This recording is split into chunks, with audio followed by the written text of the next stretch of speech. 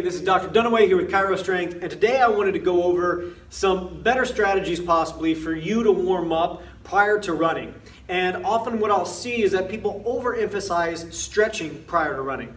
And here's the thing, if you go into a run, you don't need, from a standpoint of biomechanically, tons of range of motion in the hips or in the knees or in the ankles if you're running. Now granted, if you're running trail running, you might need a little more dorsiflexion, you might need a little bit more range in the hips. However, most importantly with running and overuse injuries with running is going to be connecting the feet and the hips and the core so the knees don't get stressed, so the hips don't get stressed, and the back doesn't get stressed.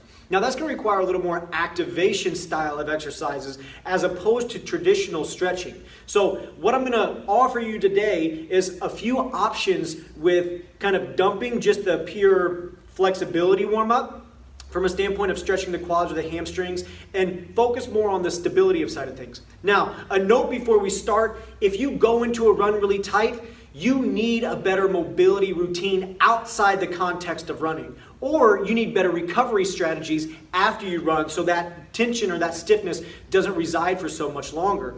So if you do need a better mobility routine or a better recovery routine, that's a different story, that's a different video. However, for your warm-up purposes, I'm going to show you a few strategies we can use. So, from a standpoint of the feet, typically what I'll say, and I got to grab my band real quick. Typically what I'll say with the feet is we want to avoid a lot of this collapsing of the arches because that's going to tend to really aggravate the knees. So I have my jeans rolled up here so you can see my awesome Where's Waldo socks, but also so you can see my feet. So the band I'm going to take over the feet like this. And now from a standpoint of trying to get the feet activated, what we're working on are these peroneal muscles on the side. If we put a band around our feet that kind of cave our feet in like this, we're going to do some lateral walks and work on kind of squeezing the hips or squeezing the butt to bring the hips out, bring the knees over the toes. And then with this band on the feet, we're really kind of focusing on these lateral shin muscles here and also the hips. So we're connecting this whole side here. But this is going to be really important for the feet and ankles, making sure that we're kind of eliminating a lot of this inverted or a lot of this everted position while we're running and really trying to create a good, nice, solid foundation for yourself.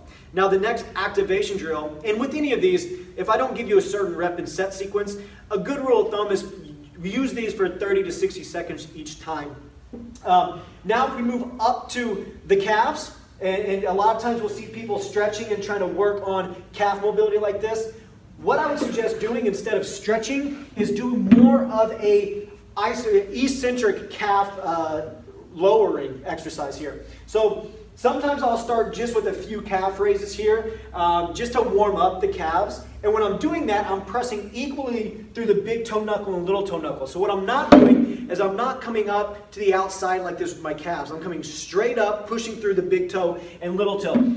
But to stretch, what I'll do is I'll come up and then slowly lower myself down to get that stretch and then pop back up. So I'm getting a good stretch on the ankle, but I'm not just passively stretching that into a range of motion, and I'm loading it through the stretch. You saw me there a second ago slowly lower down on one leg, and if I can do that, I can control that all the way down. I'll do about 10 of these on each side, coming up with 2, lowering with 1. Coming up with 2, lowering with 1. And that lowering portion is probably going to be 4 to 5 seconds long. Now, from a standpoint of the hips, I'm going to activate these lateral hips, which are really important for preventing a lot of this shifting that can create some shearing pain. And I'm going to do that with a ball, pushing one of my knees against the wall like this. So I'm going to get into a partial squat position, and I'm going to drive my leg out into this ball, and I'm just going to do an isometric hold here. So from a standpoint of a good vantage point, the camera would probably be best if it was facing me this way. But what I'm doing here, so you can see, is the ball's going to go between my knee. I'm going to get into this good squat position. And then I'm not going to internally rotate the hip, but I'm going to abduct the hip like this into the wall, squeezing that ball. But this hip is going to be the one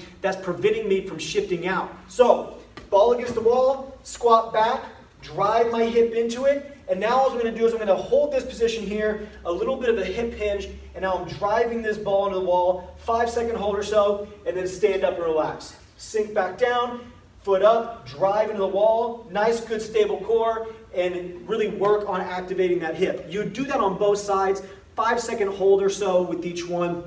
And now, lastly, I'm going to activate the core, especially the obliques. So I'm going to get a band here, and I'm going to take this band on a wall like this, or a door handle, and I'm going to work through some pull-off press variations. Meaning, I'm going to get in a good runner stance like this, and I'm going to put some tension on this band and push straight out like this. And now what this band's wanting to do is want to pull me back this way, but I'm going to use my obliques to really lock in and press out, hold for a breath, and then come back in.